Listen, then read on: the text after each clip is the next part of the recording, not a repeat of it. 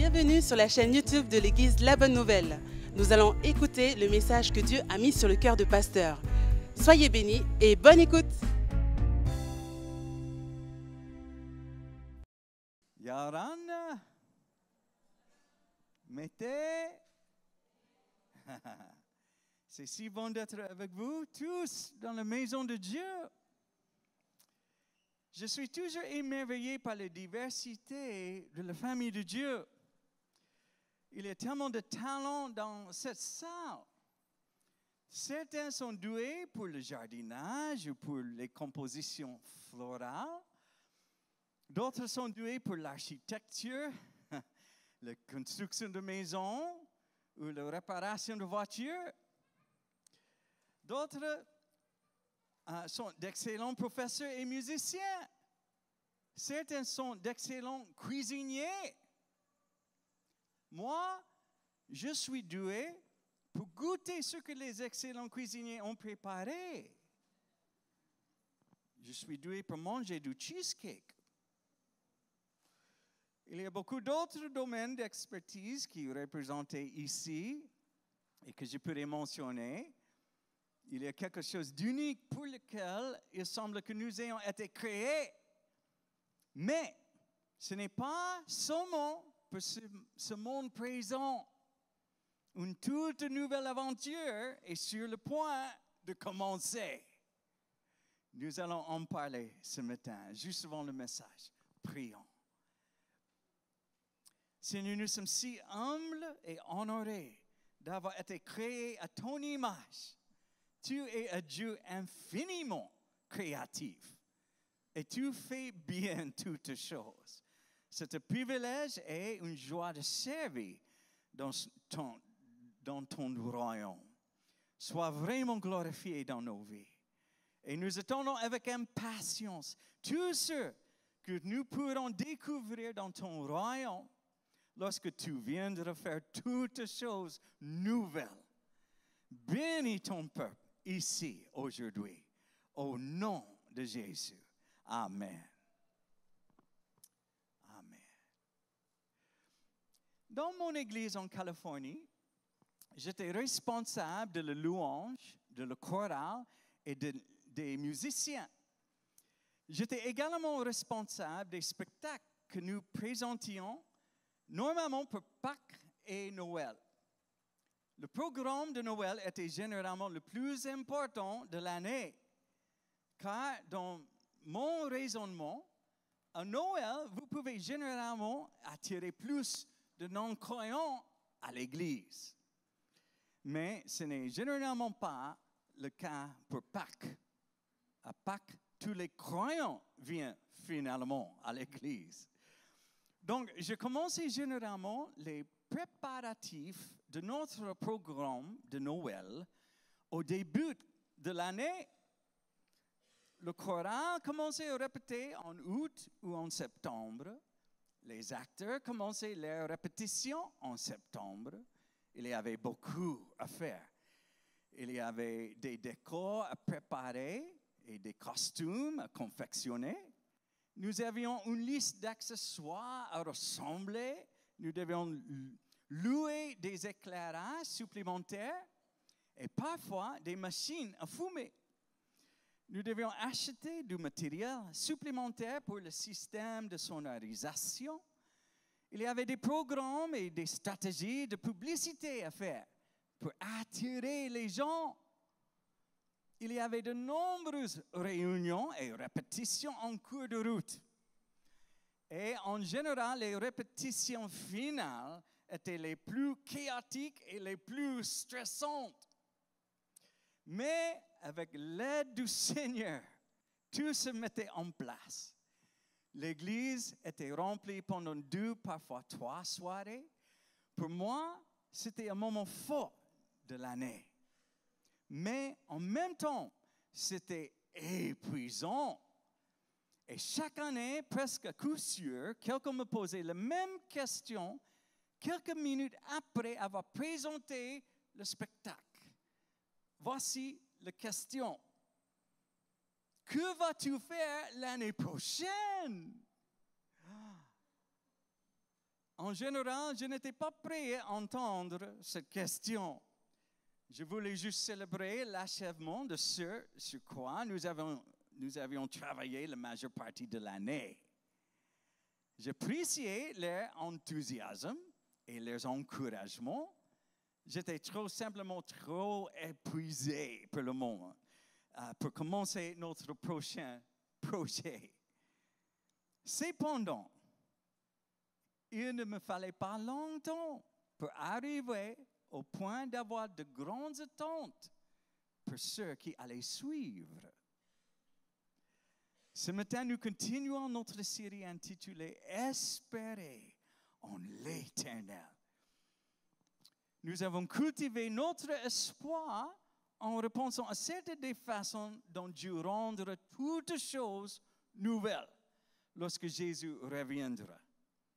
Nous serons transformés, nous serons guéris, le mal sera vaincu, la justice sera rendue et nous serons récompensés. L'une de mes images préférées est celle du festin de noces que nous célébrerons ensemble. Nous serons réunis avec nos bien-aimés.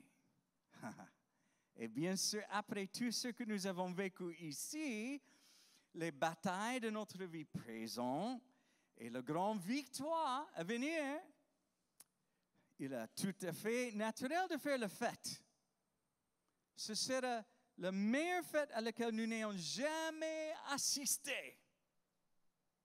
Je suis sûr que cette fête durera un très long moment. Il y a pas mal d'histoires à raconter. Et il y a beaucoup de retrouvailles qui doivent prendre place. Mais au milieu de toutes ces glorieuses célébrations, je suis sûr que quelqu'un viendra avec la question qui m'était posée après nos spectacles de Noël. Que vas-tu faire après? Que se passe-t-il après la fête? Que fait-on après le festin des noces de l'agneau? Je me demande combien de personnes y ont déjà réfléchi. Je pense que certains artistes n'ont pas eu assez d'imagination à ce sujet. Ils ont peint des personnes jouant de la harpe sur un nuage. Si c'est tout ce que nous allons faire pour l'éternité, je pense que cela deviendra un peu ennuyeux après un certain temps. J'ai hâte d'être à la fête. Mais à un moment donné, une fête se termine. Et tout comme les nouveaux mariés quittent leur lieu de réception, nous aurons le reste de notre vie devant nous. Que faisons-nous avec cette vie? J'aimerais attirer notre attention sur un passage de l'Écriture auquel j'ai fait référence la semaine dernière. Il nous dit en fait que nous régnerons avec Dieu. 2 Timothée, chapitre 2, versets 11 et 12. Car ces paroles sont certaines. Si nous mourons avec lui, nous revivrons. Et si nous persévérons avec lui, nous régnerons. Cela nous dit que des aventures nous attendent. De grandes tâches nous attendent. Il y a une phrase que j'aime dans la chanson d'ouverture du film Le Roi Lion. La voici. Il y a plus à voir que ce qui peut être vu, plus à faire que ce qui peut être fait. Cette phrase peut aider notre imagination à saisir la nouvelle terre avec les deux mains. Bien sûr, à ce moment-là, nous aurons tout le temps nécessaire pour faire ce qui doit être fait. Nous n'avons pas encore commencé à pleinement explorer les mystères de la terre. Nous n'avons ni vu ni expérimenté une fraction de ce monde, notre maison. Quelle joie nous attend! Quelles aventures nous attendent! Ce serait une bien meilleure chanson à chanter lors des funérailles, nous devrions expliquer que nos proches ne sont en aucun cas morts. Jésus faisait généralement référence aux morts comme étant simplement endormis. Nos proches seront là avec nous lorsque la terre sera renouvelée. Ensemble, nous entrerons dans le prochain chapitre de cette grande histoire que Dieu est en train de raconter. Le prochain chapitre n'est pas déconnecté du reste. Ça peut sembler être le cas, mais ce n'est pas le cas. Regardez notre avenir à la lumière de l'histoire que Dieu a racontée, apporte de la clarté et une grande attente. Commençons par Genèse avec le premier Éden. Genèse chapitre 1, versets 26 à 28.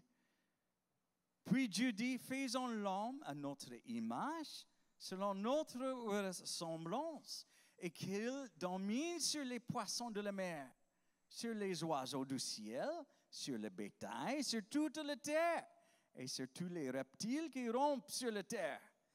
Dieu créa l'homme à son image. Il le créa à l'image de Dieu. Il créa l'homme et la femme. Dieu les bénit et Dieu leur dit, soyez féconds, multipliez, remplissez la terre et l'assujettissez et dominez sur les poissons de la mer, sur les oiseaux du ciel et sur tout animal qui se meurt sur la terre. Notre puissant Père créateur nous a créés à son image. Nous sommes de puissants fils et filles créatures. Il nous a donné la terre comme cadeau de mariage. Il nous a demandé de régner. Il a donné à chaque être humain des talents et des dons pour accomplir cette tâche.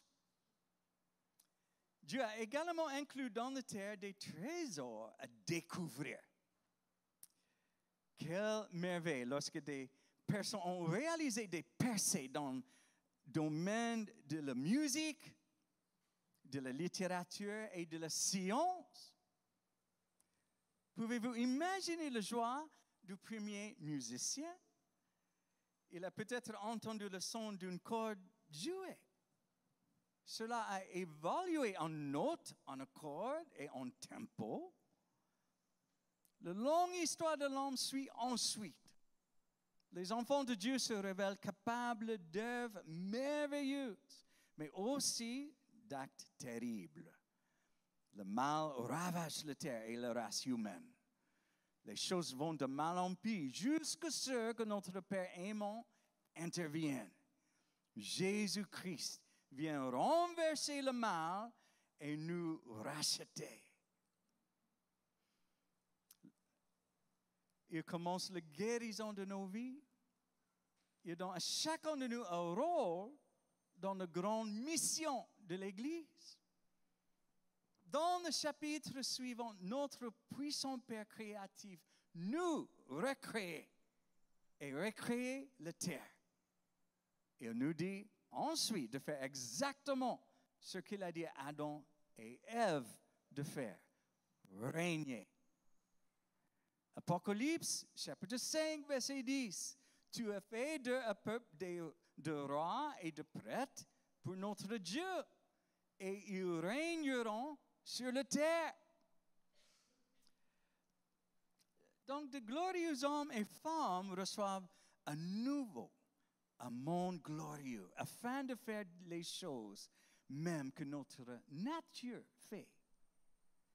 Seulement cette fois, nous aurons des pouvoirs bien plus grands. Nous avons en nous une puissance cachée, des talents et des dons cachés, et ils seront bientôt renouvelés. La terre renouvelée sera encore plus réactive à notre leadership que la première fois. En Corinthiens, chapitre 2, verset 9. Mais comme il est écrit, ce sont des choses que l'œil n'a point vues, que l'oreille n'a point entendues, et qui ne sont point montées au cœur de l'homme, des choses que Dieu a préparées pour ceux qui l'aiment. Que ferez-vous dans le royaume à venir? La réponse est simple et étonnante. Vous ferez tout ce pour quoi vous êtes nés. Après la grande restauration, nous serons inspirés à explorer les arts et les sciences, l'éducation et les affaires. Revenons à l'exemple de la musique. Mais cette fois, c'est la musique, chapitre 2. Il est évident qu'il y aura de la musique dans le royaume. À quoi ressemblera-t-elle? Comment se développera-t-elle? Nous verrons une multitude de mises en pratique de la musique. De l'intime au grandiose. Nous entendrons de la musique jouée sur un seul kamaka. Nous l'entendrons jouer par un immense orchestre et une chorale. J'ai hâte d'entendre les différents types de tambours et de percussions. Nous entendrons des voix a cappella. Pensez à tous les musiciens talentueux qui y habitent. J'ai hâte d'entendre les chansons que notre équipe de louanges ici à la Bonne Nouvelle écrira. Je suis sûr qu'il y aura beaucoup de danse. Nous serons impliqués dans tout cela. Est-ce qu'il y a un instrument que vous avez toujours voulu apprendre? Vous aurez beaucoup de temps pour apprendre. Comme les bergers après la naissance de Jésus, nous entendrons les anges chanter et louer Dieu. Wow, j'ai hâte d'entendre cette musique. Et pensez-y, nous chanterons avec Jésus. Après la dernière scène, Jésus a chanté avec ses disciples. Matthieu chapitre 26, verset 30. Après avoir chanté les cantiques, ils se rendirent à la montagne des Oliviers. Bien sûr, Jésus est au milieu de nous chaque fois que nous nous ressemblons en son nom. Mais c'est merveilleux de penser au fait de l'entendre chanter avec nous. En fait, nous entendrons aussi notre Père Céleste. Parce qu'il se réjouit à votre sujet, il pousserait des cris de joie. Sophonie, chapitre 3, verset 17. Car l'Éternel, ton Dieu, est au milieu de toi, un guerrier qui te sauve. Il sera transporté de joie à ton sujet et il te renouvellera dans son amour pour toi. Oui, il sera dans l'allégresse à ton sujet et poussera des cris de joie. Wow. Je pense que parce que j'ai commencé à étudier le français si tard dans ma vie, c'est toujours un grand défi pour moi. Mais je pourrais apprendre le français et le tahitien. Quelle langue est-ce que vous avez toujours voulu apprendre? N'est-ce pas merveilleux de savoir que chaque tribu et chaque langue seront là pour nous enseigner? Apocalypse chapitre 7, verset 9. Après cela, je regarderai et voici, il y avait une grande foule que personne ne pouvait compter, de toute nation, de toute tribu et de tout peuple et de toute langue. Ils se tenaient devant le trône et devant l'agneau, revêtus de robes blanches et des palmes dans leurs mains. Le théologien Jonathan Edwards croit que l'apprentissage sera l'un des grands plaisirs du royaume. Nous grandissons et nous nous développons dans le royaume en apprenant avec des esprits renouvelés, fortifiés et remplis du Saint-Esprit. Imaginez suivre un cours d'histoire avec le professeur Moïse. Il a été un témoin oculaire de plein d'événements. Est-ce que vous vous souvenez quand Moïse et Élie sont apparus pour parler avec Jésus sur la montagne de la transfiguration? Cela était un aperçu du royaume. Peut-être qu'alors que le professeur Moïse parlera de l'ouverture de la mer Rouge, nous pourrons voir cela se produire. Ou peut-être que nous irons plus loin et que nous entrerons dans l'histoire. Car tous les temps sont accessibles à notre glorieux Dieu. Aucun doute que ces histoires nous seront accessibles d'une manière ou d'une autre et de manière vivante. Pensez aux sciences dans le royaume. La recherche et la découverte sont essentielles si nous voulons régner sur la création. Et à ce propos, l'implication de ciel renouvelé inclut l'univers. Imaginez aussi explorer le monde microscopique qui est un univers aussi vaste que celui qui est au-dessous de nous. Quelle nouvelle gloire attend d'être découverte. Imaginez ce dont nous serons capables, à quel point nos pouvoirs seront vastes sur la nouvelle terre. Nous savons que nous pourrons marcher sur l'eau. Pierre l'a fait sur cette terre, sur ordre de Jésus. Je sais que certaines personnes aiment la science-fiction. Si vous avez déjà vu Star Trek, vous avez vu des gens être sûrs qu'ils appellent téléporter instantanément d'un endroit à un autre. Mais ce n'est pas nouveau. L'Ancien Testament parle de l'Esprit du Seigneur portant Élie vers un autre lieu. La même chose se produit dans le Nouveau Testament avec Philippe. Actes chapitre 8, verset 39. Quand il sortit de l'eau, l'Esprit du Seigneur enleva Philippe et le dignitaire ne le vit plus. Pensez aussi aux affaires. Nous savons que nous avons des maisons et des habitations dans notre royaume. Qui meuble ces maisons? Qui fabrique les chaises et les tables? Ou peut-être que vous avez toujours voulu construire un bateau et naviguer sur les mers. Et de grands rêves, mes frères et sœurs. Qu'est-ce que vous avez déjà observé quelqu'un d'autre faire que vous avez désiré faire aussi magnifiquement que lui?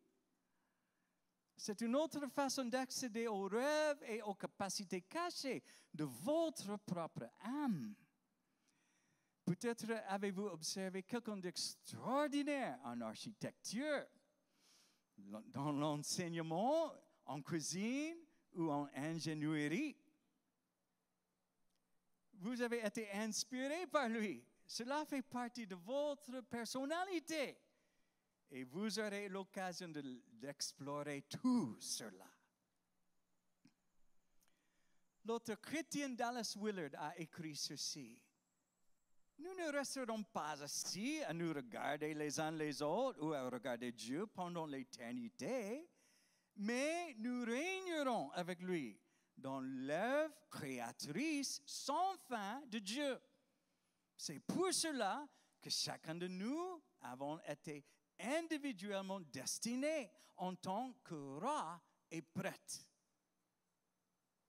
Adam et Ève ont été chargés de gouverner et de régner.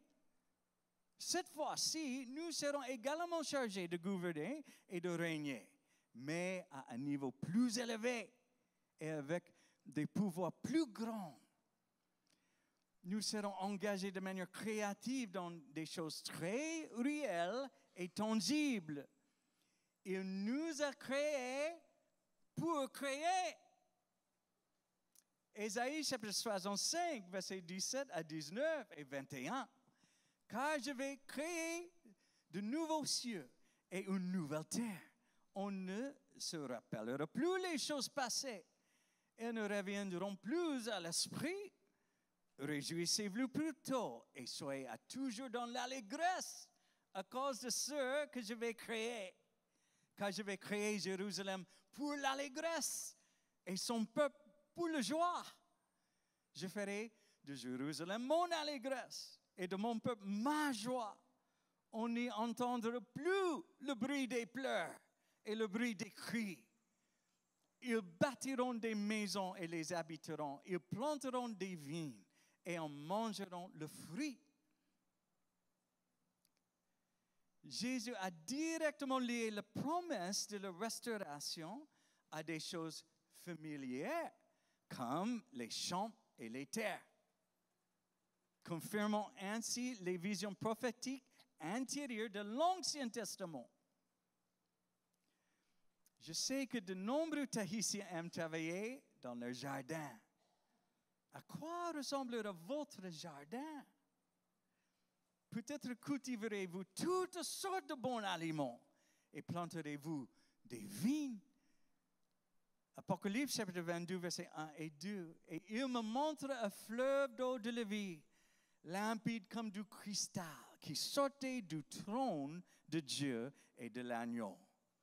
Au milieu de la place de la ville et sur les deux bords du fleuve, il y avait un arbre de vie produisant 12 fois des fruits, rendant son fruit chaque mois, et dont les feuilles servaient à la guérison des nations. Il s'agit de vrais fleuves qui coulent à travers une vraie ville. Ces eaux sont limpides et regorgent de vie. Sur les rives de ce fleuve poussent de vrais arbres. Les racines descendent pour boire ces eaux de vie. C'est probablement pour cette raison qu'ils sont des arbres de vie. J'ai toujours aimé les rivières et les arbres. Cela me rend si heureux de savoir que même dans la ville, il y a des rivières et des arbres. Et bien sûr, je suis doublement heureux que nous trouvions notre guérison en eux. Je me demande de quelle couleur sont les fruits de l'arbre de vie. Quel goût auront-ils? S'agirait-il de quelque chose d'entièrement nouveau ou de délicieusement familier? Quelle sera la taille des arbres? Je suis stupéfié par la hauteur de certains arbres à Tahiti. De plus, j'ai toujours aimé les grands séquoias de Californie. Ces arbres doivent être magnifiques étant donné qu'ils guérissent les nations. Et comment avez-vous imaginé le fleuve? L'imaginez-vous petit et calme? Le Tamise mesure près de 275 mètres de large lorsqu'elle traverse Londres. Les bateaux y naviguent. Le Nil mesure près de 1,6 km de large au Caire. Est-ce que notre imagination limite la taille du fleuve de la vie à un petit ruisseau? Allez-vous y plonger votre main? Ou allez-vous sauter dedans? D'après ce que j'ai vu, je pense que les Tahitiens ne tarderont pas à sauter dedans. Vous pourriez penser que je suis simplement en train de rêver de ce que nous ferons vraiment dans le royaume. Mais, mes frères et sœurs, Dieu nous créait pour que nous soyons des créateurs comme lui. On nous a promis que nous régnerons. On nous donnera les propriétés. On nous dit que nous aurons des rôles essentiels dans le royaume à venir.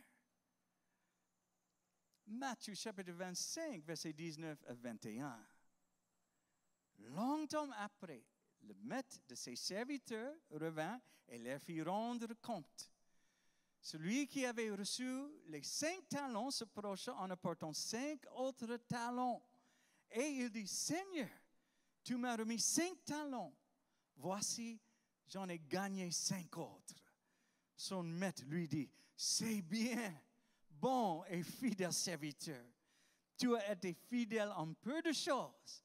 Je te confierai beaucoup. Entre dans la joie de ton maître. Une traduction moderne formule la fin de cette phrase ainsi. Viens et sois mon associé. C'est la façon parfaite de le dire.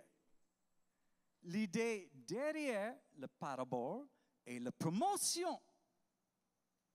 Et remarquez que les serviteurs sont promus dans les choses qu'ils font bien. Dieu place ses fils et ses filles renouvelés, des créateurs comme lui, dans un monde recréé. Et il nous dit de faire exactement ce qu'il a dit à Adam et Ève de faire au commencement. N.T. Wright est un spécialiste du Nouveau Testament qui a écrit ce qui suit. Dans l'Apocalypse et les lettres de Paul, on nous dit que le peuple de Dieu dirigera vraiment le nouveau monde au nom de Dieu. L'idée de notre participation à la nouvelle création remonte à Genèse, lorsque les humains sont censés diriger le jardin et s'occuper des animaux. Si vous transposez cela d'un bout à l'autre, vous avez l'image qui est semblable à celle que vous avez à la fin de l'Apocalypse.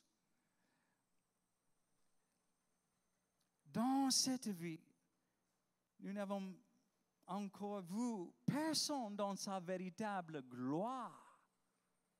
Oui, Mozart a commencé à écrire des symphonies alors qu'il était enfant. Et Picasso savait dessiner avant de savoir parler. Mais la plupart des êtres humains sont profondément contrecarrés dans leur vocation ici-bas. Pourquoi?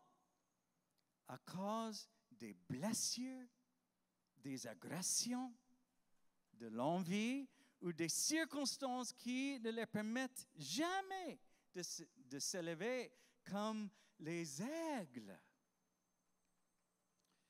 Pour la plupart des êtres humains sur cette planète, le travail va de la déception à l'oppression. Qu'est-ce que le royaume offre à ces hommes qui travaillent dans les mines de soufre indonésiennes? Ou qu'est-ce qu'il offre aux dizaines de millions d'esclaves modernes sur la terre? Ce n'est pas ce que Dieu avait prévu. Combien de personnes comme Mozart y a-t-il en ce moment cachées dans des bidonvilles et des refuges à travers le monde? Toute votre créativité et vos dons seront restaurés lorsque vous serez restaurés. Ils seront restaurés avec une capacité et une aptitude encore plus grandes. Nous avons tous été si endommagés ici, si entachés et frustrés. On ne nous a jamais donné l'opportunité de grandir, de nous développer et de nous exprimer pleinement sans limite. Mais un jour prochain, nous serons complètement restaurés. Nous serons capables d'agir dans le nouveau monde d'une manière bien plus grande qu'Adam et Ève n'ont pu le faire la première fois. Même après la chute, regardez certaines des bonnes choses que l'humanité a pu faire dans un monde brisé. Mais à quel point serons-nous fructueux dans le royaume à venir? Nous aurons une intimité absolue avec Jésus-Christ. Et sa vie coulera sans entrave à travers nos dons. Jusqu'où iront nos capacités créatives et artistiques? Que ferez-vous dans la vie à venir? Tout ce pourquoi vous êtes nés. tout ce que vous avez toujours voulu faire, tout ce que le royaume a besoin que vous fassiez. Colossiens chapitre 3, versets 23 et 24. Tout ce que vous faites, faites-le de bon cœur, comme pour le Seigneur et non pour des hommes, sachant que vous recevrez du Seigneur l'héritage pour récompense. Servez Christ, le Seigneur. J'aimerais que les musiciens reviennent. Permettez-moi de vous demander, voulez-vous entendre ces mots? C'est bien, bon et fidèle serviteur. Le maître dit aussi, tu as été fidèle en peu de choses, je te confierai beaucoup. Entre dans la joie de ton maître. Pour entendre ces mots, nous devons être fidèles dans ce qui nous a été donné de faire dans cette vie. Et nous devons servir le maître avec excellence. Je ne parle pas du salut. Comme nous l'avons vu dans notre étude biblique du mercredi soir, nous ne travaillons pas pour notre salut. Nous sommes sauvés par grâce, au moyen de la foi. Cependant, Dieu a un but et un plan pour chacun de nous. Nous avons été spécifiquement conçus pour l'accomplir et pour y prospérer. Oui, je parle du ministère. Nous devrions servir le Seigneur avec passion dans notre appel. Mais cela inclut aussi notre travail au quotidien, que ce soit à l'intérieur ou à l'extérieur de notre maison. En tant qu'enfant de notre Père Céleste, qui fait bien toutes choses, nos vies doivent refléter cela. Le passage de l'Écriture que nous venons de lire dit « Tout ce que vous faites, faites-le de bon cœur, comme pour le Seigneur et non pour des hommes. » Donc, cette semaine, je vous encourage à garder votre espérance en repensant à certaines des choses que vous aimeriez explorer lorsque Jésus viendra pour faire toutes choses nouvelles. Nous devrions également prendre un moment pour réfléchir et voir si nous donnons le meilleur de nous-mêmes dans notre travail et notre ministère. Si ce n'est pas le cas, nous devrions faire les changements nécessaires. Nous voulons travailler et servir de telle manière que notre maître nous dise « C'est bien, bon et fidèle serviteur. » Prions.